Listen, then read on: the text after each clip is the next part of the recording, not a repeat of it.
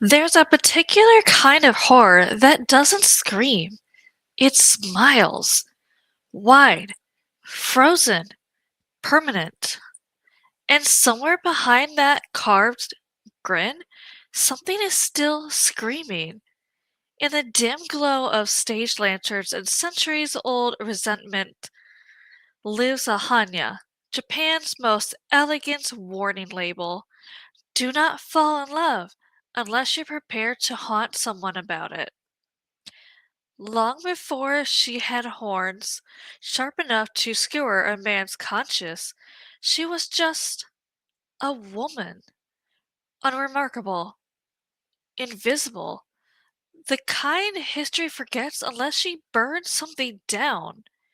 Her roots live deep within no theater, where ghosts don't just appear, they perform. And no, emotions aren't expressed, they are distilled, boiled down like something sinister simmering in a pot labeled regret. And the Hanya mask?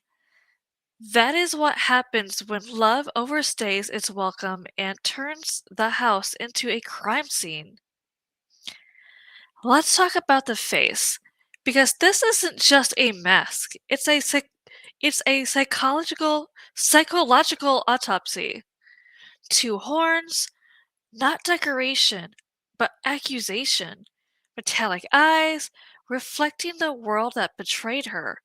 A grin stretched so wide it feels like a threat. But here's the trick. Tilt the mask one way and she looks furious. Tilt it another and she looks like she's about to cry. Which is honestly more unsettling. Rage is predictable. Sadness? That lingers. That festers. That writes poetry at 3 a.m. and contemplates arson. The Hanya isn't born evil, she's made, usually by a man. Let's not pretend otherwise. A lover strays, a promise breaks. A woman is told to be quiet, to endure, to smile politely, while her heart is being slowly filleted. And eventually, she does smile. That's the problem. Because that smile means something inside her has snapped like cheap chopsticks. In a classic no plays like Ao no the Hannya emerges as a spirit consumed by jealousy, so potent it becomes physical, tangible, weaponized. Love didn't kill her, it just handed her a knife and said, "You know what to do." Legend whispers of a man named Hannya Mo, a craftsman so skilled he could carve emotion into wood, and apparently trauma into something you could hang on a wall. They say he didn't invent a Hanya, he understood her, which is arguably worse.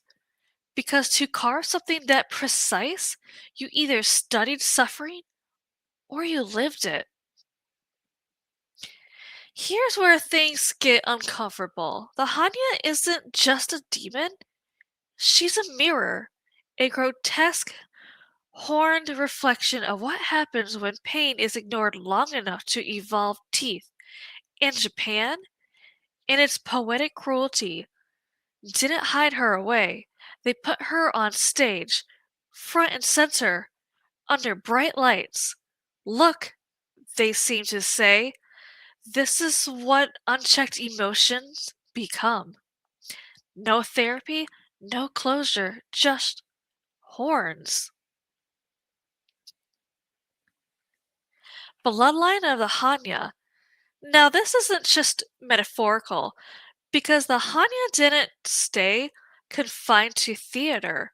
She bled into folklore, into tattoos, into modern horror. She became the patron saint of heartbreak with a body count.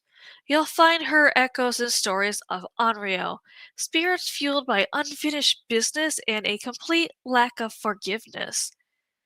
Think of her as their unachieving ancestor, the one who set the bar uncomfortably high for revenge. Here's the part nobody likes to admit. The scariest thing about the Hannya is how understandable she is. Strip away the horns, the fangs, the theater lighting, and you're left with something deeply human. Obsession, rejection, the slow rot of unreturned love. We like to pretend we've never become her, but history and late night text suggest otherwise. Not all monsters hide in the dark. Some are carved, painted, passed down like heirlooms of emotional damage. Some smile at you from museum walls, or stare back at you from a mirror on your worst days. And somewhere in the quiet corners of old theaters and older hearts, the Hanya is still performing, still smiling, still waiting for someone to understand her or become her. There's a particular kind of silence inside old theaters, not empty, just waiting. The kind that clings to the wood, soaks in the floorboards, listens. And if you sit in the dark long enough, you start to feel it. That creeping suspicion that the masks hanging backstage aren't props, they're witnesses. Among them hangs a face you already know, even if you pretend you don't. The Hannya, frozen mid emotion, mid transformation, mid breakdown. Like someone hit pause right before the worst decision of her life and then decided to display it.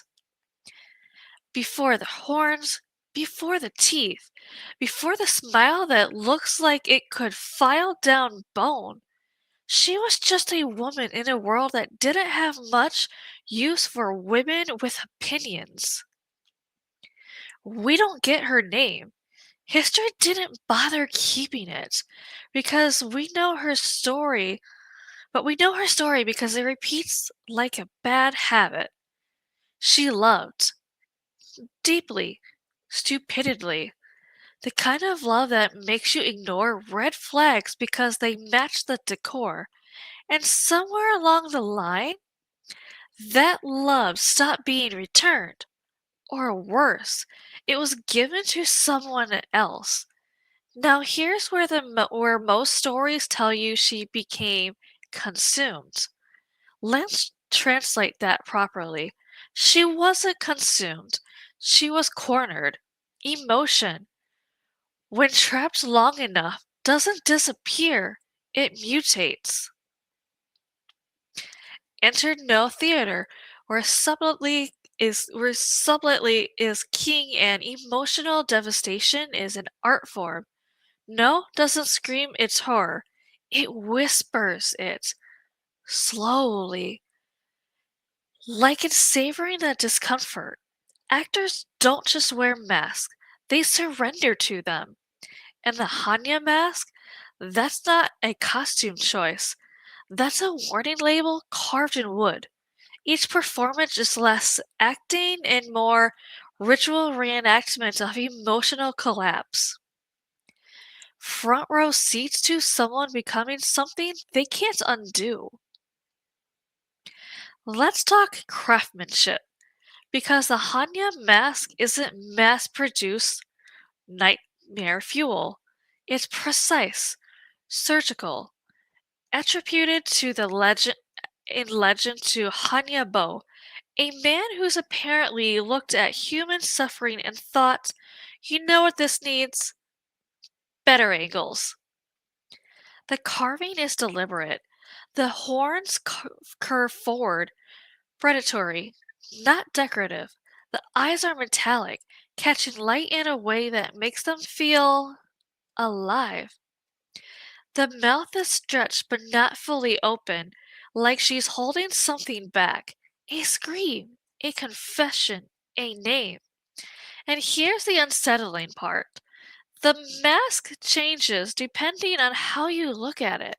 Tilted upward, she's enraged. Tilted downward, she's grieving. Same face, different truth. Almost like the emotion was never simple to begin with. Let's not romanticize this. Jealousy is not poetic. It's ugly, petty, persistent. It doesn't knock. It moves in, rearranges the furniture, and convinces you it's always been there, and plays like Aonoi. The transformation into Hannya isn't sudden, it's slow. A feed of betrayal, insecurity, and emotional isolation. The kind of pain that doesn't explode, it ferments. Until one day, the woman isn't a woman anymore. She's a presence, a force, a problem. There's always a moment, the exact second, where something inside her stops trying to be understood and starts trying to be felt. That's when the horns don't just appear, they make sense. Think about that. A physical manifestation of emotional distortion. That feels logical. That's the real horror. Not that she became a demon, but that, given in the circumstances, it tracks. The Hannya didn't stay confined to the stage. Pain like that doesn't respect boundaries. It leaks, it evolves. It becomes something older and wider, something embedded in the DNA of folklore itself. Enter the Onryō. Spirits of vengeance, grudges that refuse to die quietly. If the Hannya is the spark, the Onryō are the wildfire. Stories of women wronged so completely that death wasn't enough closure, so they stayed, haunting, watching, waiting for justice or something that at least feels like it. Fast forward, the mask survives. Of course it does.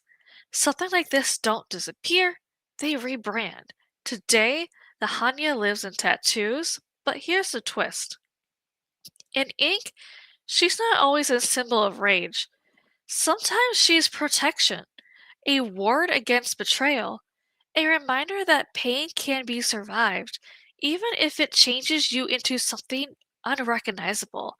It's irony at its finest, or its cruelest. The monster becomes the shield. Let's make this uncomfortable. You're not supposed to sympathize with her. That's not how monster stories usually work. But the Hannya doesn't follow narrative etiquette. Because underneath the horns and theatrics, there's something deeply inconvenient.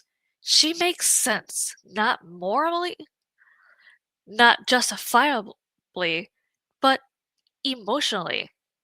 And that's worse, because it forces you to confront a question you probably don't want to answer. How far would you go before you stopped recognizing yourself? Here's a fun little thought to ruin your evening. We all have versions of this mask. Not literal. That would be easier to explain, but emotionally, the smiles we use to hide resentment, the silence we weaponize, the polite conversations that are one bad sentence away from becoming a full blown haunting. We don't we just don't carve ours out of wood. We carve them out of time. So what is the Hannya really? A demon? A warning? A theatrical masterpiece? Or just a love story that went so catastrophically wrong it had to be immortalized? Maybe all of the above. Maybe none of it matters, because the next time you see that mask, really see it, you'll notice something unsettling. It's not just staring at you, it's asking a question, not loudly, not urgently, but patiently. How much would it take?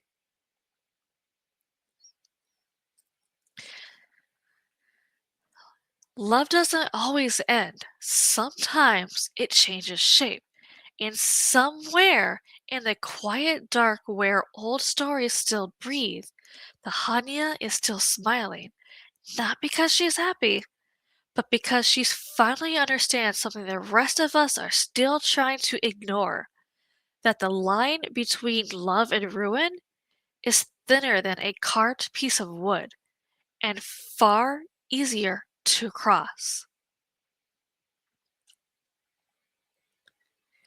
If the Hannya is a moment of transformation, the Onryō is what happens after the credits roll. These are spirits that didn't get closure, didn't get justice, didn't even get a decent apology. They linger, not dramatically, not loudly, just persistently. Think less jump scare and more, you will never feel safe in your own life again.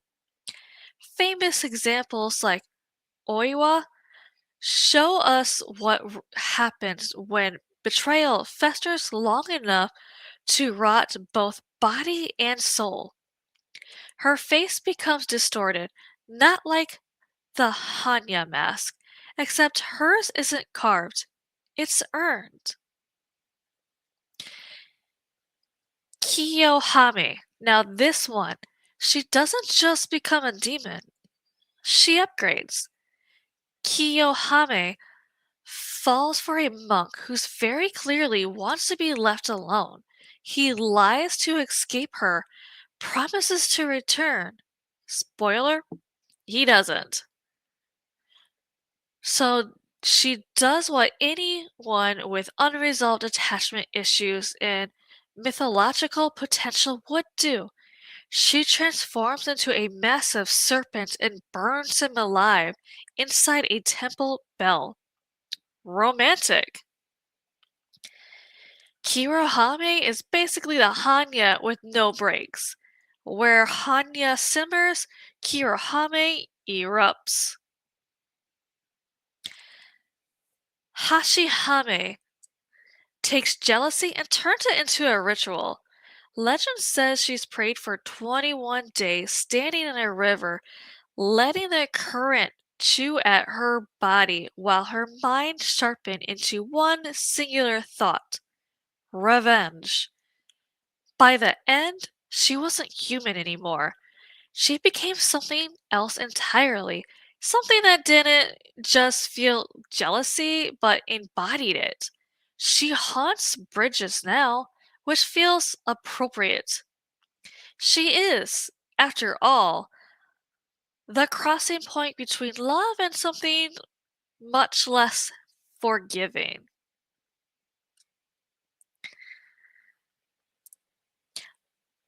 La Llorona, she wanders rivers, crying for her children, children she drowned. Because of betrayal, because of abandonment, because of something inside her snapped so completely that love twisted into something unrecognizable.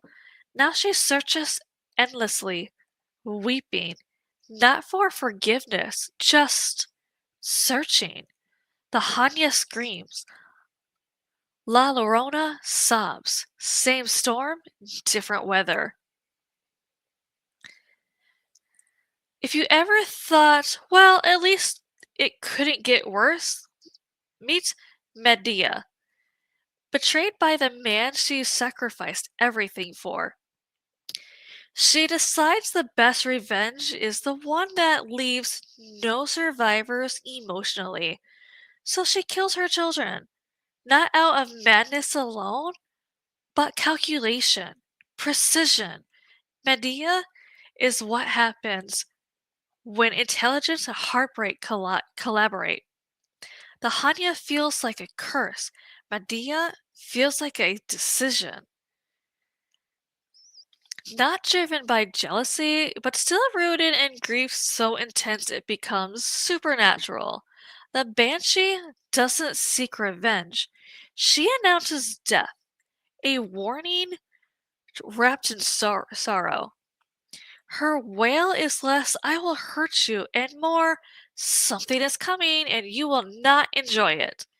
She's grief without anger, which, depending on the day, might be worse. Different countries, different centuries, different fashion choices, same emotional blueprint. Love offered, love betrayed, pain ignored, transformation inevitable. It's almost like humanity collectively agreed. Yeah, if you push someone far enough, they're not coming back the same. Here's the thread tying it all together. None of these bring None of these beings start as monsters. They become them. Not overnight, not randomly, but gradually, logically. That's the part that sticks. Not the horns, not the fire, not the haunting, the logic. So yes, the Hannya has company, a whole lineage of beautifully tragic, deeply unsettling figures who all tell the same story in different accents. Be careful what you do to people who love you, because sometimes they don't just move on, they evolve. Different countries tell different stories. Different languages, different gods, different ways of pretending everything is fine. But scratch the surface just a little, and you'll find the same story carved underneath like a warning no one bothered to translate.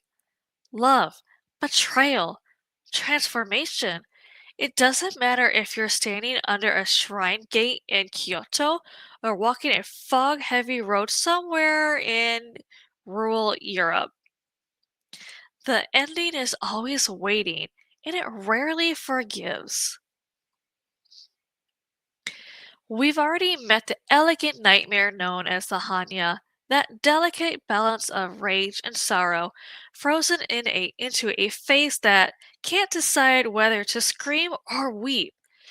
But she doesn't stand alone. She's part of a very specific ecosystem of emotional consequences. Right behind her, like an echo that refuses to fade, are the Onryō. These are not dramatic spirits. They don't need to be. They are patience weaponized. A quiet lingering, I'm not done with you yet. And then there's Kiyohame, who took rejection personally enough to become a literal force of nature. Fire, scales, obsession with a pulse. She doesn't haunt, she ends things. Japan doesn't just tell ghost stories, it tells consequences. Travel a little further, cross oceans, follow the sound of something crying where no one should be. You'll find La Llorona. She walks riverbanks at nights, mourning children she lost by her own hand. A tragedy so complete it loops forever. She doesn't chase you because she hates you. She chases you because she's still looking, always too late. Water in these stories isn't peaceful. It remembers everything. Then we meet the ones who didn't lose control, which is somehow worse. Enter Medea, No transformation, no monstrous distortion, just a woman who was betrayed and then decided to respond with surgical precision. She doesn't burn temples, she dismantles lives, piece by piece, until nothing is left but the realization that some wounds don't bleed, they echo. If the Hannya is emotional spiraling, Medea is emotional focus. And focus can be terrifying. Not all of them seek revenge. Some just announce it. The Banshee doesn't harm you. She doesn't need to. She arrives before death like a whisper you can't ignore. Her voice cuts through the night, not with anger, but certainty. There's something deeply unsettling about a spirit that doesn't need to act, only warn, only watch, only know. Back in Japan, under dim skies and older grudges, waits Hashihime. She is ritualized obsession, a woman who didn't just feel jealousy, she committed to it. Stood in a river for days, letting the current erode her humanity until all that remained was intent. She doesn't haunt randomly, she chooses, and once she does, there's no conversation left to have. Let's lay it out because patterns love to be noticed. Japan gives us transformation through emotion. Greece gives us revenge through intellect. Ireland gives us grief through prophecy. Latin America gives us sorrow through repetition. Different mask, same face underneath, and that face is human, which is wildly inconvenient because it means that the distance between us and them isn't distance at all, it's circumstance. You'd think you'd think stories like this would fade, collect dust, become folklore, something you bring up at dinner parties when conversation gets weird. But they didn't. They evolved. You see them in modern horror. The long-haired, silent figure standing just slightly out of place. The wrong woman who doesn't scream. She waits. The curse that doesn't chase you. It sticks to you. Echoes of Sadako Hamamura. Shadows of Kayako Psyche. They didn't invent these horrors, they inherited them. Here's the part where the story stops being fun. All these figures, every single one, start with something painfully ordinary. They love someone who didn't love them back the same way. That's it. No ancient curse, no forbidden ritual at the beginning, just love. Misplaced, mishandled, misunderstood, and from that, everything else fire, flood, death, haunting. It's almost impressive in a deeply concerning way. So, what have we learned tonight so far? That love is beautiful? Sure, that's what poems say. But beneath that, there's something quieter, something patient, something that waits to see what happens if love is pushed just a little too far. And history, across continents, across centuries, keeps answering the same way. It doesn't just break, it changes, it sharpens, it remembers. So careful who you promise forever to. Be careful who you walk away from.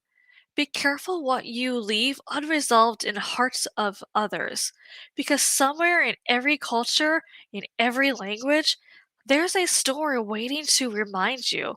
Love doesn't always die. Sometimes it just learns how to haunt. Love isn't the only thing people swear is harmless, right before it proves otherwise. Not immediately, not dramatically. Love is patient. It waits until it knows exactly where to hurt you. And when it doesn't, and when it does, it doesn't just break hearts, it rewrites them.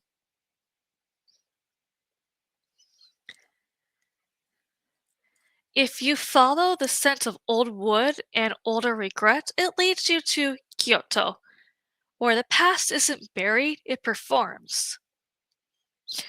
The Hannya doesn't scream for attention. It doesn't need to. It waits for you to look at it just a little too long, and it realizes the expression isn't stable. It shifts, like it's deciding how it feels about you. A stagehand decides a stagehand decades ago, working late after a performance. Everyone else had gone home. The kind of quiet that presses against your ear. He swore one of the masks had been left tilted upward, angry. He didn't touch it, didn't want to. But when he came back the next morning, it was angled down. Not rage anymore. Something softer. Something that looked like grief. He quit that day. No explanation, just left the keys and avoided theaters for the rest of his life. The Hannya isn't only The honey is only the beginning, because some emotions don't stop at transformation. They stay, they linger, they wait. The Onryō are not dramatic. They don't chase, they don't need to. They attach themselves to places, to people, to moments, like a stain you can't quite wash out. A woman moves into a quiet apartment. Cheap rent, good location, no questions asked. The first week is normal. The second week, she starts hearing movements in a hallway. Soft, dragging, like fabric brushing against the door. She checks. Nothing. Third week, she notices something strange. Every night, her mirror is slightly fogged. Not the whole thing, just a shape. Roughly human, standing behind where she sleeps. She leaves. The landlord doesn't argue, just sighs, and changes the number on the door. Again. Some don't wait, some don't haunt, some decide patience is overrated. The story of Hime is what happens when rejection meets persistence. She doesn't fade into legend quietly. She erupts, transforms, destroys. Because if she can't have closure, she'll settle for ashes. A temple bell in a rural town. Old, heavy, rarely used. One night, it rang. Just once. Deep enough to be felt in their ribs. No wind, no ceremony, no reason. The monks checked everything. Nothing disturbed, but one of them claimed the metal was warm from the inside. Leave Japan, cross oceans, find water that doesn't forget. Along river banks and drowning silence walks La Llorona. She doesn't scream in anger, she cries relentlessly. Like grief got stuck on repeat and no one knows how to turn it off. A boy hears crying outside his window. Soft, broken. He opens it. Just a little. Enough to listen. His grandmother rushes in, slams it shut, locks it. Doesn't explain. Just says, if she asks for help, you say nothing. He asks why. He answers, because she doesn't want help. Now we step into something colder, more controlled. No transformation, no loss of self, just intention. Medea doesn't lose control, she refines it. Every action is deliberate, every consequence designed. She is what happens when heartbreak stops being emotional and becomes tragic. A box found in an old home. Inside, dozens of letters, all written. Nonsense. Each one calmer than the last. The first is angry, the second, controlled. By the final letter, there's no emotion left, just a list. Names, dates, plans. No one knows who wrote them, but no one could find these people listed either. Now we arrive somewhere warmer. Sun-soaked streets, salt in the air, and stories that smile before they bite. Welcome to Sicily, where love doesn't just break hearts, it decorates balconies. The legend of Testa di Moro begins with a woman who fell in love with a man who wasn't honest about who he was or who he belonged to. When she discovers the truth, she doesn't cry, she doesn't beg. She waits until he sleeps, then removes his head carefully, almost tenderly, turns it into a planter, places basil inside, waters it daily, because even in betrayal, she believes something should still grow. A traveler in Palermo noticed a balcony filled with ceramic heads. Beautiful, intricate, but one looks different. Too real, too detailed. That night, he dreams of someone whispering, I still take care of him. In the morning, one of the pots is cracked, just slightly, like something inside shifted. Some spirits don't act, they don't interfere, they simply let you know something is coming. The banshee doesn't harm. She announces. Her voice cuts through the dark like thread being pulled, and once you hear it, you don't ask if something will happen, only when. An old Irish story. Three knocks on the door in the middle of the night. No one there. Happens once, then again the next night. On the third night, no knocks, just silence. By morning, someone in the house is gone. Not missing, just gone. Different countries, different faces, different endings, but the same beginning. Here's the truth no one puts into poetry. Love is not dangerous because it ends. It's dangerous because of what happens when it doesn't, when it lingers, when it curdles, when it refuses to let go. So tonight, be careful who you love. Be careful who you hurt. Be careful what you might leave unfinished in someone else's chest. Because across every culture we've visited, there's a quiet agreement. If you push love far enough, it doesn't disappear. It adapts. It sharpens. It remembers your name. And somewhere, in a theater, a river, a temple, a sunlit balcony in Sicily, something is still waiting. Not to be loved, but to be understood. And if that fails, to be felt.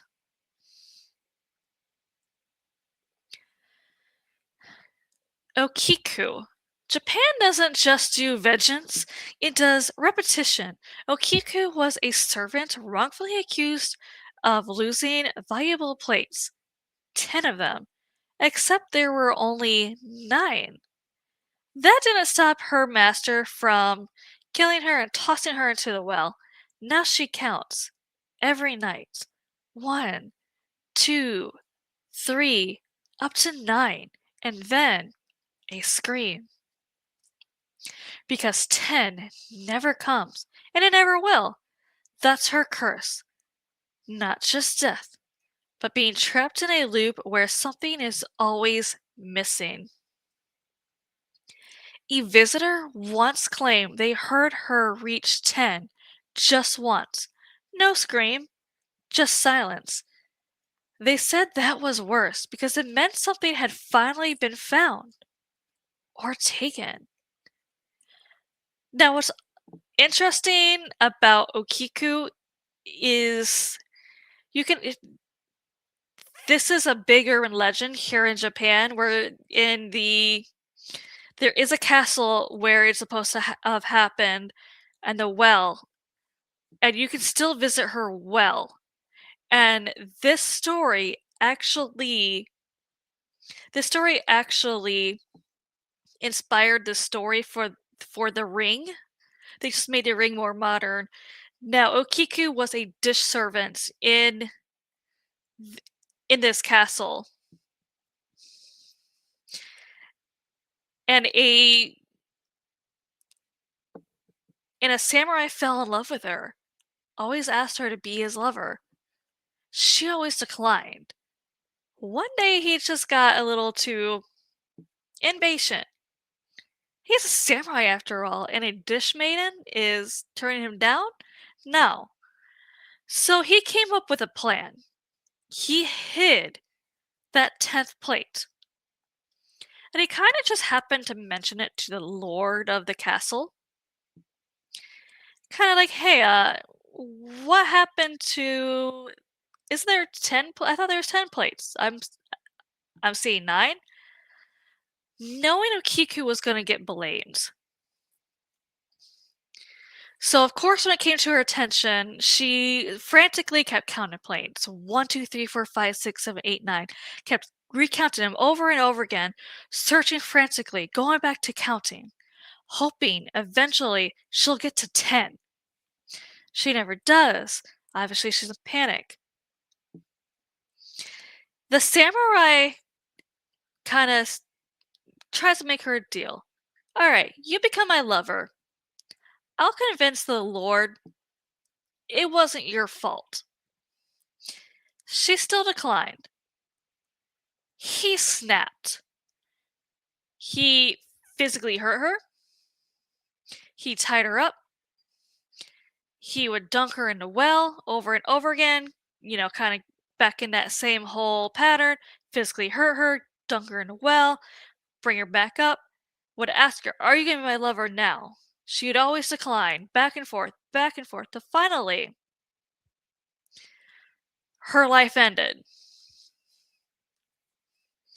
And that is when, and they said, after that, her spirit comes up from that well and walks around that castle, counting to 9. A pause, and then a blood-shattering scream. The rumor had it is if you heard her count to 9,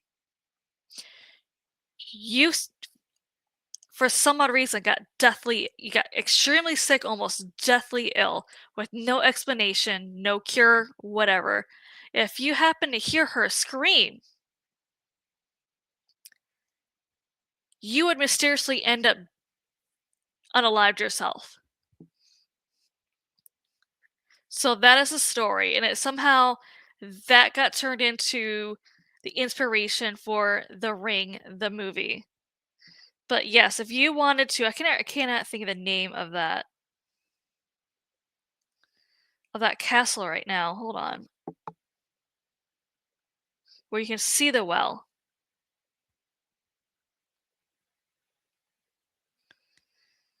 Ikiku Castle. How starts an H? Himaji. Himaji Castle is still one of the very few original castles here in Japan that I'm still currently at for this week in Japan. Himaji Castle is still one of the oldest and original castles. Her well is still there. It's kind of blocked. We can still see it to take pictures. There is a sign that says the legend of Okiku happened here at this well. So if you ever make it to Japan, You go, you're able to go to Himaji, go see the castle. You could see her well and take pictures of her well. Yukiana. Not all vengeance burns. Sometimes it freezes. Yukiona appears in snowstorms, beautiful and calm, like the storm itself decided to take a human shape. Sometimes she spares people, sometimes she doesn't. Sometimes she falls in love, which never ends well. Because love, for her, is conditional. Break your promise. And she doesn't scream. She just lets the cold do the talking. A man survives a storm and marries a quiet woman he found in the snow. Years pass. Children. A life. One night, he mentions the storm. The woman he once saw. She goes still. Doesn't argue. Doesn't cry. Just says, "You weren't supposed to remember." The next morning, the house was warm, but she's gone, and the door is wide open. Kuchis Kuchisake Onna. Urban legends meet surgical revenge. A woman mutilated, depending on the story, by a jealous husband. Now she walks the streets asking a simple question: Am I beautiful? Wrong answer? You don't get a second chance. Right answer? You still don't win. Because she doesn't want reassurance. Reassurance. She wants symmetry. So you guys might have heard of her be called a slit mouth woman here in Japan. Yeah, that's her. From my understanding, what you're supposed to say to confuse her, to get away from her if you ever come upon her, is kind of answer, "Do you think you're beautiful?" Or, "I don't have an opinion." Supposedly, those are supposed to be the two safe answers, then you just walk away. Supposedly. A child once answered perfectly, calm, polite, clever. She paused, tilted her head, and said, "You practiced that," then followed him home. Pontianak. Born from death during childbirth, and then the injustice wrapped around it. The Pontianak doesn't haunt quietly. She announces herself with a scent. Sweet at first, flowers, then rot, then something metallic. By the time you realize the smell had changed, she's already close enough to touch. A man buys a strange perfume from a roadside vendor, wears it once. People compliment it. Second time, they hesitate. Third time, someone asks, "Do you smell that?" He doesn't. But something behind him does. White Lady. She appears across Europe, which feels less like a coincidence and more like a warning that traveled well. Always dressed in white, always tied to betrayal, loss, or murder. Always near roads, castles, or places people shouldn't linger. She doesn't always harm you. Sometimes she just stands there, watching, like she's waiting for you to make the same mistake she did. A driver picks up a woman late at night. Silent, pale, distant, gives an address. Halfway there, she's gone. No door open, no sound. When he reaches the address, they tell him she died years ago. Same road, same night, same mistake. Jurogumo. Jurogumo. Seduction, but make it predatory. A woman who is not a woman. A spider who learned patience. She doesn't chase, she invites. Feeds you comfort, warmth, attention, until you stop noticing the threads. By the time you do, you're already part of the structure. A traveler spends the night with a kind woman in a secluded home. Food, fire, soft conversation. In the morning, he wakes up outside. No house, no path, just trees, and something sticky clinging to his clothes. A cherry. Not all vengeance is loud. Some of it is quiet, patient. The Acheri is said to be the spirit of a wronged child. She doesn't attack, she follows. And the people she chooses slowly fall ill. No wounds, no signs, just steady decline, like something is being taken, one breath at a time. A woman notices her daughter talking to someone no one else can see. A friend. Always just behind her, weeks pass. The girl grows weaker. One night, the mother stands where her daughter usually does and feels it. A presence. Close. Waiting. Like it's deciding which one of them it wants. At this point, the pattern isn't hiding. It's practically introducing itself across continents, languages, centuries. Betrayal, injustice, loss, silence, and then something answers back. Not immediately, not fairly, but inevitably. Here's the uncomfortable truth. For every spirit we've named, there are hundreds we haven't. Stories that never left villages, warnings that never got written down. People who disappeared emotionally long before they ever became folklore. So when you ask, are there more? The answer isn't just yes, it's more than we can keep track of, more than we understood, more than we're comfortable admitting. And somewhere out there, right now, a new story is being written, not in books, not on stages, but in quiet spaces between two people, where something once felt like love and is starting to feel like something else. Churel. Born from neglect, mistreatment, or dying during childbirth, the churel is what happens when a life is used up and discarded. She appears beautiful at first. Of course she does.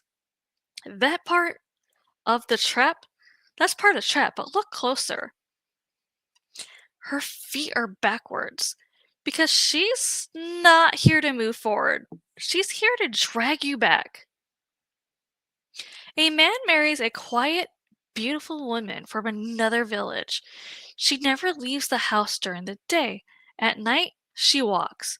He follows once, just once, and sees her footprints in the dirt, facing the wrong direction. He never mentions it, but he also never sleeps again. Mananan Manananggal. Love, betrayal, and then we add wings. The Manananggal splits herself in half. Upper body takes flight, lower half stays behind like an abandoned promise. She hunts at night, often targeting men who haven't done exactly what you think they've done. Left, lied, forgotten. She doesn't knock, she descends. A farmer once found something in his field at dawn, a torso, still warm, still breathing. He panicked, buried it. By nightfall, something was scratching at his door. Desperate, angry, incomplete. Tikoloshi. Small, invisible, often dismissed, which is exactly why it gets away with everything. The Tikoloshi isn't always born from heartbreak, but from resentment, jealousy, or curses sent by someone who really didn't like you. It hides under beds, waits, listens, petty in the way only something deeply offended can be. In parts of southern Africa, people raise their beds on bricks. Not for style, for safety. One man refused, said it was superstition, said nothing could fit under there. He woke up one night, unable to move. Something small climbed onto his chest and whispered, "You should have listened." La Patasola, a woman with one leg. Beautiful until she isn't. She lures men deep, far from past, far from reason. Usually men who weren't exactly saints to begin with. When they realize what she is, they've already lost, and she's already hungry. A hunter hears a woman calling for help. Injured, alone, he follows the voice for hours. When he finally finds her, she smiles. Too wide, too relieved, and when he looks down, there's only one footprint. Draugr. Not all vengeance is emotional. Some of it's territorial. The Draugr rises from its grave not because of heartbreak, but because it refuses to give up what it owned in life. Land, gold, status. Even death doesn't convince it to let go, which feels uncomfortably modern. A man inherits land from a distant relative, moves in, fixes it up. First night, something knocks from beneath the floor. Second night, louder. Third night, the earth in the cellar shifts, like something is turning over. Unhappy. Nukaleve. Less subtle, more nightmare fuel. From Scottish folklore, the Nukaleve is a skinless horseman creature that embodies plague, famine, and pure hostility. Not born from love, but something deeper, something like hatred in no origin story. Sometimes that's worse. A fisherman once claimed to see it at dusk, standing in shallow water, breathing, wet, raw, wrong. It didn't chase him, didn't need to, because for the rest of his life he never went near the ocean again. Mamiwata. Not purely vengeful, but dangerous in a quieter way. She offers beauty, wealth, power, but always at a cost. Leave her, betray her, and she doesn't rage. She removes everything she gave you, all at once. A man becomes suddenly successful. Wealth, influence, luck. Years later, he decides he's done with whatever gave it to him, moves away, starts fresh. Within a month, everything collapses, not gradually, completely, like it was never his to begin with.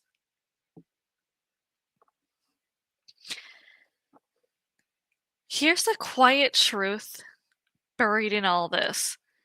Not every wrong creature, not every wrong creates a monster, but enough of them do. That every culture has a backup plan, a story, a warning, a reminder that actions don't just disappear because we stop talking about them. So if you're keeping score, if you've ever wondered whether something you did might come back, it might not be immediate, it might not be obvious, it might not even look like revenge, but somewhere in a jungle, a river, a frozen road, or the space just under your bed, something is very patient, very aware, and very interested in balance. And the worst part? It doesn't need you to believe in it. Just remember, too late. La Bella, mm, La Bella Mabriana. Naples has a spirit that doesn't start vengeful, but she absolutely can be. La Bella Mabriana is a protective household spirit, gentle, elegant, almost kind, until she isn't. Disrespect the home, mock her presence, bring chaos where she kept order, and she doesn't attack you. She just leaves, which sounds harmless until everything in your life begins to quietly fall apart because her protection gone. In some homes, they leave an extra chair at the table for her. One family stopped, said it was outdated, superstitious. Within a year, business failed, illness, arguments that didn't make sense. They put the chair back. Nothing improved. Some things don't return just because you apologize. E Manasiello. Small, hooded, watching. The Manasiello is tricky. Sometimes helpful, sometimes malicious, but when wrong, petty becomes personal. He doesn't destroy your life, he rearranges it, moves objects, hides money, breaks sleep into pieces, a slow erosion of sanity. A woman begins finding coins in her home. At first, it feels like good luck. Then they start disappearing, then reappearing in places she swears she didn't check. One night, she hears something small moving in the walls, counting. La Gennara.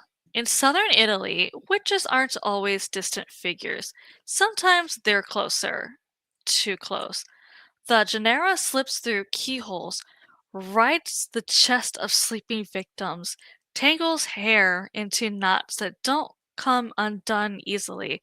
And if you offended her, she doesn't confront you. She visits you repeatedly at night when explanation feels weak.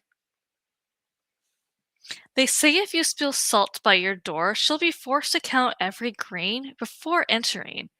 One man tried it, woke up to find the salt gone, every grain, and something sitting at the foot of his bed. Finish counting. Panafeche, a name that feels like it doesn't want to be said out loud. Panafeche sits on your chest while you sleep, not violently, not loudly, just enough pressure to remind you that you're not alone in your own body, often tied to envy, curses, quiet resentment, things people don't admit to feeling. A girl wakes up, unable to move. Something is sitting on her chest. She can't see it, but she knows it's there. Her grandmother once told her, if it comes back, don't look. So she doesn't, but she feels it lean in closer anyways. Curious. Fata Morgana. Not always vengeful until she is. A sorceress of illusion tied to the shimmering mirages seen over the sea near Sicily. She shows you what you want. Castles in the air, cities floating just out of reach. Follow them, and you'll find yourself lost. Or worse, realizing too late that you weren't being guided. You're being led away. A sailor swore he saw a city above the water, golden and possible. He steered towards it. Hours passed. It never got closer. When he turned back, the shoreline was gone. Don di Fora. The ladies from outside, which sounds polite, it isn't. They visit homes at night, silent, otherworldly, beautiful in a way that feels rehearsed. Some say they bless, others say they take, and if you see them, you don't speak, because acknowledging them invites them to stay. A family wakes to find chairs moved, tables set, doors unlocked, nothing stolen, but the air feels used. The youngest child says she saw a woman dancing in the night. Did you talk to them? The mother asked. The child nods. The house never feels quiet again. Testa di Moro, returning because it deserves it. Not just a story, a symbol. A warning disguised as decoration. A woman betrayed whose who chose permanence over forgiveness, cuts off his head. Turn it into something beautiful. Watered it daily, because revenge in Sicily doesn't always look violent. Sometimes it looks like care. A ceramic head cracks during a heat wave. Inside, the soil is damp, healthier than it should be. Something green is growing faster than others, fed by something no one can explain. Italy doesn't rush its ghost. They don't chase. They don't scream. They linger in homes, dreams, objects, illusions. They don't always destroy you. They change the space around you until you do it yourself. Here's what Italy understands better than most. Not all vengeance is loud. Not all monsters look like monsters.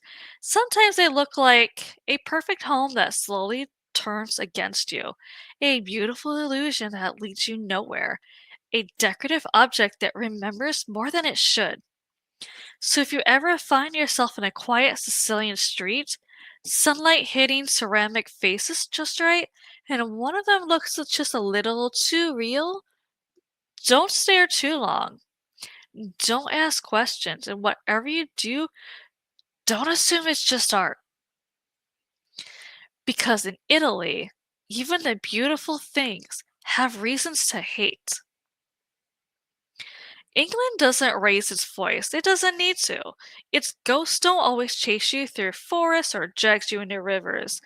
They stand in hallways, sit at edge of beds, and wait for you to notice something is wrong.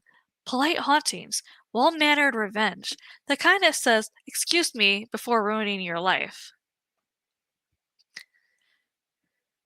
Black anus, clawed, blue face, living in a tree or cave, depending on who's telling it. Black anus isn't subtle. She was said to snatch children, wear their skin, hang it like laundry. But beneath the grotesque detail, there's something older. A figure shaped by fear, hunger, and the quiet violence of survival. She doesn't haunt, she waits. Children dared each other to touch the old tree. Said something lived inside. One boy did. Pressed his hand against the hollow. Felt something press back. Warm. Jenny Greenteeth. She lives just below the surface. Ponds, rivers, places that look calm enough to trust. She waits for the careless, or the curious, w- or the ones who think nothing is watching. Then she pulls. No splash, no struggle, just gone.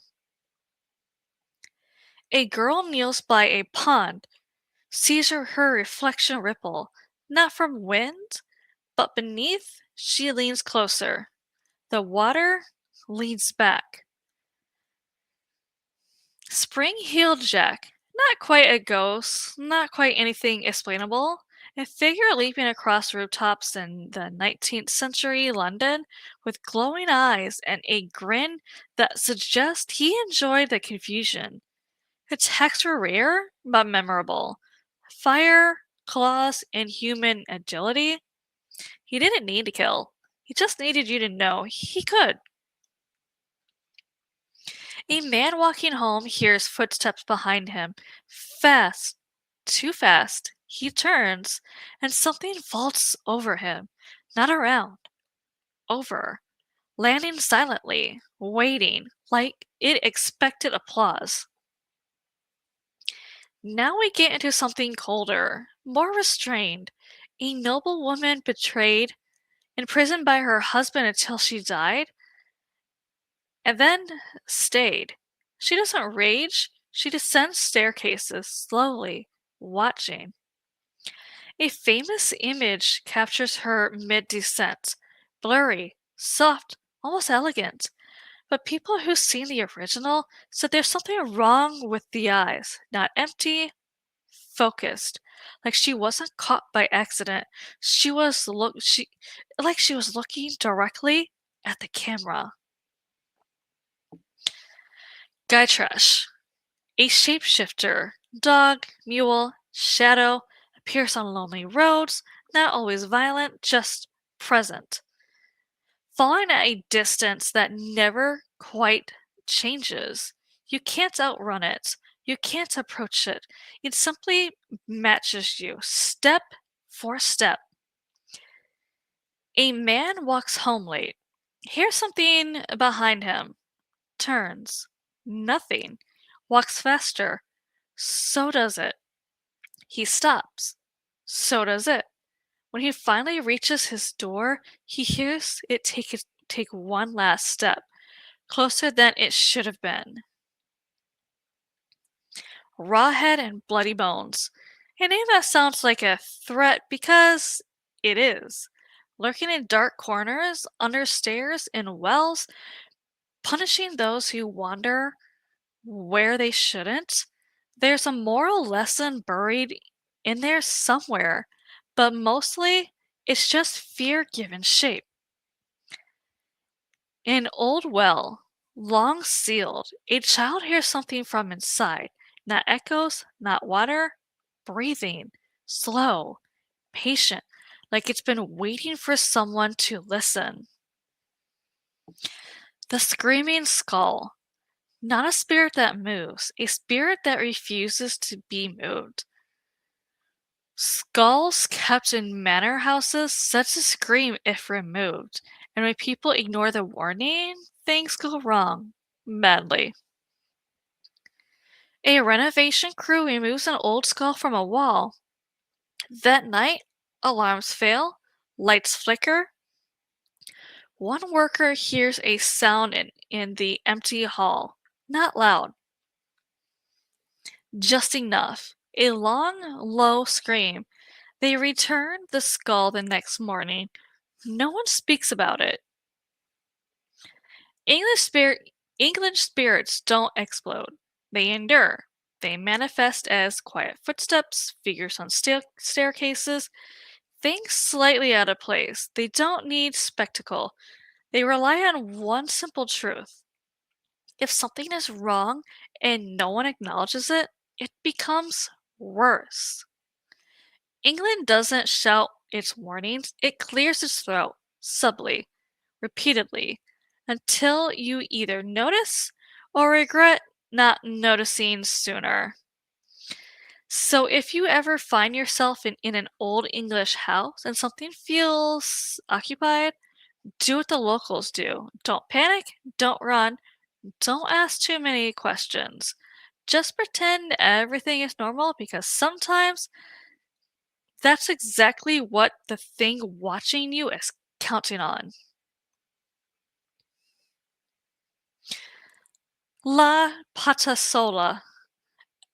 She doesn't originate here, but many things she's traveled. Stories and part of the American South whisper about a woman in the woods calling for help, injured, alone, drawing men off trails, deeper, darker, further than they meant to go.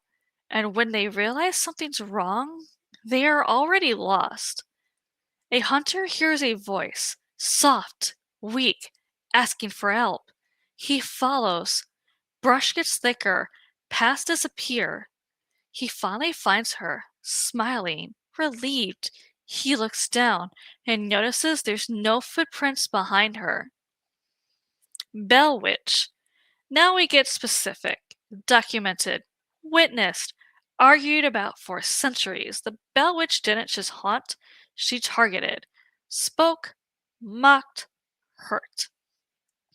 Focused its attention on one family, one man in particular, like a grudge with a voice. The entity didn't just make noise, it spoke, called people out, knew secrets it shouldn't. One night, it whispered to a guest, "I've been here longer than you think." The guest left before sunrise, didn't say goodbye. Resurrection Mary, a girl in white, dancing, smiling, alive for just long enough to feel real, then gone. Usually tied to heartbreak, sudden death, something unfinished. She doesn't harm, she reminds. A man meets her at a ballroom. They dance for hours. She's quiet but warm. He offers her a ride home. She gives an address. When he arrives, the house is dark. An older woman answers the door, looks at him, and sighs. She does this sometimes. Not all vengeance is loud. Some of it stains. The Red Lady appears after betrayal, heartbreak, a fall that wasn't just physical. She lingers in dorm halls, mirrors, reflections, always just slightly off. That's the Red Lady of Hun- Huntingdon College. A student brushes her hair in a mirror, stops, because her reflection doesn't. It continues brushing, slowly, deliberately, and then something behind it smiles. Bloody Mary. Say her name. Go ahead. You won't. Because even people who don't believe don't risk it. A spirit tied to mirrors, repetition, and the idea that some things answer when called, especially if you call more than once. Two friends try it, laughing. First time, nothing. Second time, nothing. Third time, they don't finish because something taps on the mirror from the inside. Skinwalkers. This one's different. Not born from heartbreak, but something far more deliberate. A person who chooses to become something else, something wrong. They mimic voices, appear as animals, almost right, but not quite. And they don't want your love, they want access. A woman hears her mother calling from outside at night. Soft, urgent, but her mother is asleep in the next room. The voice keeps calling. Same tone, same words, just slightly off. The Grey Lady. Across the US, variations of the Grey Lady appear, always tied to loss, betrayal, unfinished love. She doesn't chase, she doesn't scream, she wanders, like she's still looking for something she's misplaced. A person, a moment, a version of her life that never happened. A security guard sees her every night. Same hallway, same pace. He finally speaks to her. Are you lost? She stops, turns slightly, and says, I was. The Hat Man. Not officially American, but widely reported here. A tall figure in a hat, watching, not interacting, just observing. Like you're part of something you didn't agree to join.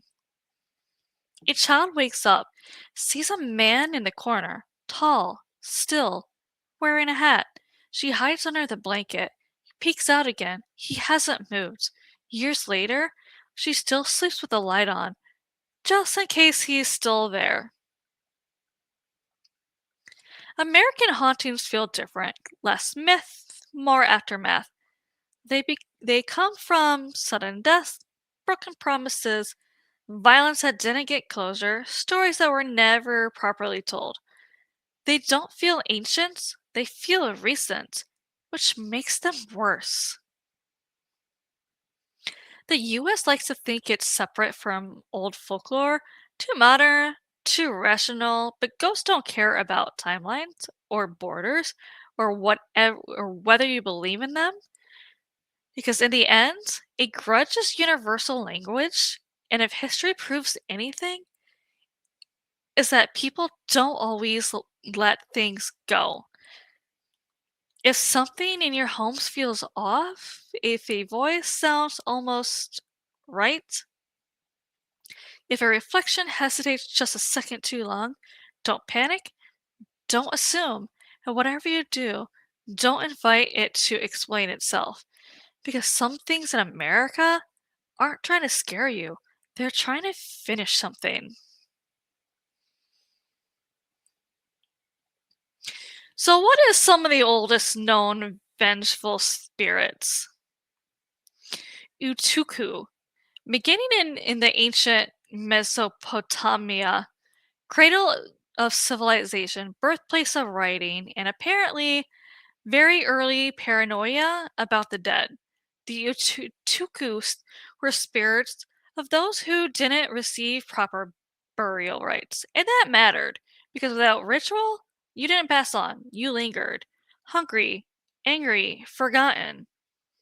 They weren't dramatic, they caused illness, misfortune, decay, a slow revenge. Like being haunted by neglect itself. A man dies far from home, no burial, no rites, no name spoken over him. Years later, travelers passing through that stretch of land reported the same thing, a sudden heaviness, like something is pressing down on their chest, not violently, just enough to remind them someone was left behind. Idemu, close cousin of the Utuku, but more specific. Idemu were ghosts of those denied proper funeral rites, or those bodies who were never recovered. They didn't just haunt randomly, they targeted the living, especially family, because in their view, this was a failure, a debt unpaid. A family loses a son in war. No body returned, no funeral held. Years later, the youngest child begins waking at night, complaining of someone standing over him, not threatening, just watching, waiting. Galu. Now we step into something less human. The Galu weren't just spirits, they were enforcers, collectors. They dragged souls down into the underworld, sometimes prematurely, and if someone tried to escape death, they corrected the mistake. There's something unsettling about that. Not revenge from emotion, but from order. A man survives something he shouldn't have, walks away from death. Lucky. That night, he dreams of figures at his door, not knocking, just standing, waiting, like they're giving him time to realize he wasn't supposed to be here. Lamashtu, not born from betrayal, not shaped from heartbreak, just ancient hostility. Lamashtu preyed on mothers and children, a figure people feared long before structured religion softened anything. She represents something primal. The fear that harm doesn't always need a reason. An old charm is found buried beneath a home, carved with protective symbols, placed there centuries ago, because once something kept coming back, not loudly, not visibly, just enough to make sure the child never slept peacefully. And Pusa. Now we move forward slightly, ancient Greece. The Empusa was a shape-shifting spirit, often described as luring victims, then revealing something far less human underneath. Sometimes tied to revenge, sometimes tied to punishment, also to deception. A traveler is welcomed into a home. Food, warmth, kindness, but something feels off. The host smiles too long, moves too slowly. When the traveler pretends to sleep, he hears it, the sound of something changing shape. Lemures. Rome refined the idea of vengeful spirits into something almost organized. Lemures were the restless, malevolent dead, appeased through a ritual, ignored at your own risk. They even had a festival, Lemuria, dedicated to driving them out. Imagine needing a yearly reminder to tell your ghost, please leave, we're trying to function. A household forgets the rites, just once. That night, something moves through the home, not violently, but deliberately. Doors open, objects shifting, like someone checking to see if they've been acknowledged. They perform the ritual the next day, very carefully. Here's what's fascinating and deeply unsettling. The oldest vengeful spirits weren't about horror, they're about responsibility. Bury your dead properly, honor your family, respect the boundary between life and death, because if you didn't, something came back to remind you. The earliest ghosts weren't born of jealousy or romance or betrayal. They came from something simpler, something colder, being forgotten, being ignored, being left unfinished. And that might be the most dangerous origin of them all, because love turning into hate, that dramatic, predictable, but being erased, that creates something quieter, something patient, something that doesn't need rage to exist.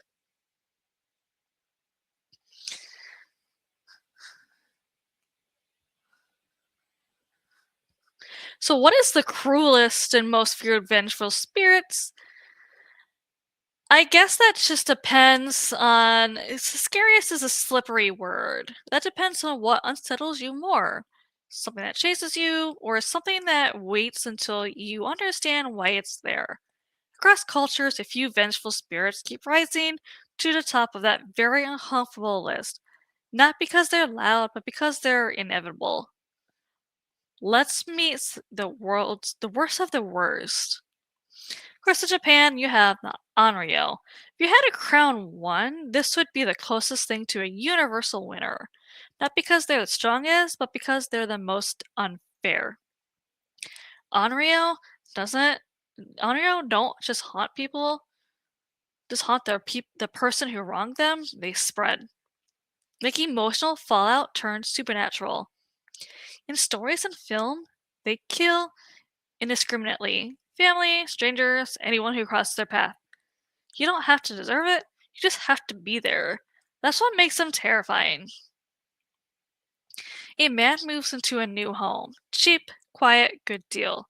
First night, nothing. Second night, a sound in a hallway. Third night, he realizes the problem. It's not that something is in the house, it's that he is in its place. Kyako Psyche. Kyako doesn't chase, she doesn't need to. The curse attaches to you. Like stepping into something you can't wash off. Once you've encountered it, you're already part of the timeline. And it ends the same way every time. No bargaining, no escape, no logic, just inevitability. A woman leaves the house, moves cities, changes jobs, feels safe. Weeks later, she hears it. That sound. Not behind her, inside the room, waiting for her to notice. Skinwalker. This one is cruel in a different way. It knows you. Or at least it knows how to sound like someone you trust. It mimics voices, movements, familiar shapes. You don't run from it, you hesitate. And that hesitation is all it needs. A man hears his brother calling from outside. Same voice, same tone, but his brother is standing next to him. The voice calls again, softer this time, closer. Lamashtu, cruelty without reason. No betrayal required, no trigger. She targets the most vulnerable, mothers, children, which removes the comfort of logic entirely. You can't avoid her by being good. You can't reason with her. She exists outside fairness. A family does everything right. Protective charms, rituals, care, still, something lingers. Not angry, not loud, just present. It never needs a reason to begin with. La Patasola. She doesn't just kill, she isolates. Lures you away from the safety of past from people. By the time you realize something's wrong, there's no back. Cruelty isn't always violence. Sometimes it's making sure no one can hear you when it happens. A man marks his path through the forest. Careful, smart.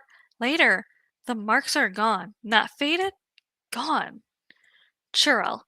Cruelty rooted in injustice. She targets men, James youth, life, vitality, not quickly, slowly, intentionally, making them feel what she felt. Used, empty, discarded. That's not just revenge. That's symmetry. A man wakes up exhausted. Days pass, he weakens. No illness, no explanation. Just a woman who visits him at night, smiling, patient. Medea. Not supernatural in a traditional sense, which somehow makes her worse. Because something she does is a choice. Literally everything she does is a choice. Calculated, intentional, final. She doesn't lash out blindly, she designs suffering and makes sure it lands exactly where it hurts most. A betrayal happens. Nothing immediate follows. Days pass, weeks, everything seems calm, until the consequences arrive, all at once, like they're waiting for the perfect moment. If we're being honest, the crown usually goes to the Onryō and modern echoes like Kyako, Psyche. Not because they're the most violent, but because they break the run rule we rely on to feel safe, that harm is deserved. With them, it isn't. You don't have to do anything wrong. You just have to exist in the wrong place at the wrong time. The scariest spirits are the loudest. They're the ones that remove your options. No escape, no logic, no way to fix it. Because fear can be managed. Pain can be survived. Even revenge can be understood, but in inevitability, that's different. Inevitability, that's different. So if you ever feel like something is wrong, not dramatically, not violently, just off, don't ask questions. Ask a better question. Is it already too late? Near Anna, she waits by rivers holding something that looks like a baby, crying, helpless. Naturally, someone tries to help. She hands it to him, and suddenly, it gets heavier and heavier until they can't move. That's when she feeds. Cruelty through instinct. Compassion turned into a trap. A fisherman hears crying near the bank, finds a woman exhausted holding a child. Please, just for a moment. He takes it. Within seconds, his arms ache. He tries to hand it back. She's already smiling. Aka Mato. Not well known outside Japan, but deeply unsettling. A spirit that appears in bathroom stalls, offering a choice red paper or blue paper. Pick wrong, you die. Pick right, you still die. There's no winning, just participation. A student stays late at school, uses the bathroom before leaving. From the next stall, a voice, calm, polite. Red or blue? He doesn't answer. The voice repeats, closer this time. Alcilbon. You don't see him at first. You hear him. A whistle. But here's the trick. If it sounds close, he's far. If it sounds far, he's right behind you. Carrying a sack of bones. Usually his father's, because that's who he killed. A man walking at night hears a faint whistle, distant. He relaxes, keep walking. Then it stops, completely. No sound at all. And that's when he realizes that was the warning. Vitala. Not just a ghost, a thinker, a manipulator. The Vitala inhabits corpses and speaks in riddles, stories, questions that force you to answer. Answer correctly, it leaves. Answer wrong, it doesn't. Cruelty through intellect. A man finds a body hanging in a tree. As he approaches, it speaks, calm, curious. As long as you carry me, you must answer. He tries to drop it. His hands don't move. Domovoi. Usually protective, usually helpful, until you disrespect the home, or forget offerings, or disrupt what it considers order. Then it turns, subtle at first, then not. A new homeowner laughs at old traditions. No offerings, no respect. That night, he hears movement in the kitchen, opens the door. Chairs are pulled out, tables set for someone else. Popobawa. This one doesn't hide, it announces itself. Visiting homes at night bringing fear, sometimes worse. And here's the unsettling rule. If you don't tell others about your encounter, it comes back, stronger. Cruelty through forced confession. And a man wakes at night, something in the room, watching, close. It leaves before dawn. He says nothing. That night it returns, closer this time. Penan Galan, a woman whose head detaches, trailing organs behind it. Elegant in a way that shouldn't be possible, she targets the vulnerable, especially pregnant women, and by day, she looks normal, which might be the worst part. A woman notices a strange odor at night, metallic, sweet, searches the house, finds nothing, but outside her window, something's hovering, watching, waiting for her to sleep. Black Shuck, a massive black dog seen on lonely roads, eyes like burning coals. Sometimes it's just an omen, sometimes it's the last thing you see. A traveler hears footsteps behind him, heavy, measured. He keeps walking. Faster. The sound matches him. Step for step. He tells himself not to turn around. He does anyways. The pattern gets stranger. The lesser known ones don't follow clean rules.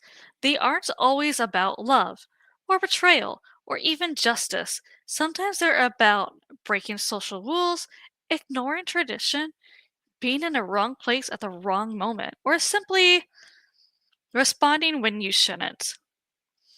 The famous the famous spirits get attention, stories, films, recognition, but they stayed local for a reason.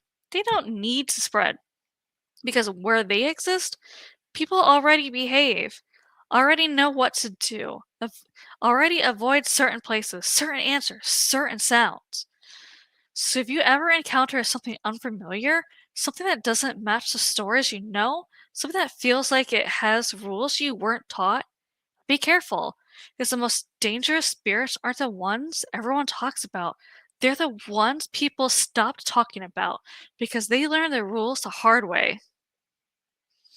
So here we are, at the end of the map, or at least the part of it we were brave enough to unfold tonight. We've walked through masks that smile while they suffer, stood in doorways where something was already standing first, listened to voices that didn't belong to the living, but knew their names anyway, from the elegant fury of the Hannya to the quiet, spreading curse of the Onryō, to things older than fear itself, like the forgotten dead of ancient Mesopotamia. Different cultures, different languages, different ways of saying the same thing. Nothing stays buried if it has a reason to come back. But here's the part that lingers. The part that doesn't end when the episode does. None of these stories started as horror. They started as something simple, something human. A promise broken, a body not buried, a love that didn't end. It just changed shape.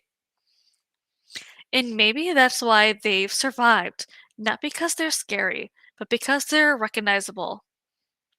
Because somewhere, in some quiet corner of your own life, you felt the early version of something like this. Not horns, not curses, not shadows in a hallway.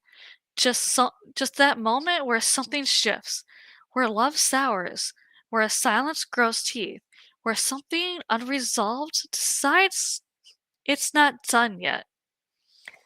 So the next time you hear a story like this, don't ask if it's real. Ask why it was told in the first place. Ask what it's warning you about. Ask what it's remembering. Because across every culture, every century, every whispered name, there's one idea that refuses to die. The past doesn't disappear. It waits. It watches. And sometimes it learns how to follow. So lock your doors if you want. Leave the lights on. Tell yourself it's just stories. But when something feels off, not loud, not obvious, just slightly wrong, don't ignore it. Don't laugh it off. And whatever you do, don't invite it closer. Because this just wasn't an episode, it was an introduction. And next time, we're not just talking about what haunts you, we're talking about why it chooses you. Sleep carefully, and I'll see you next time.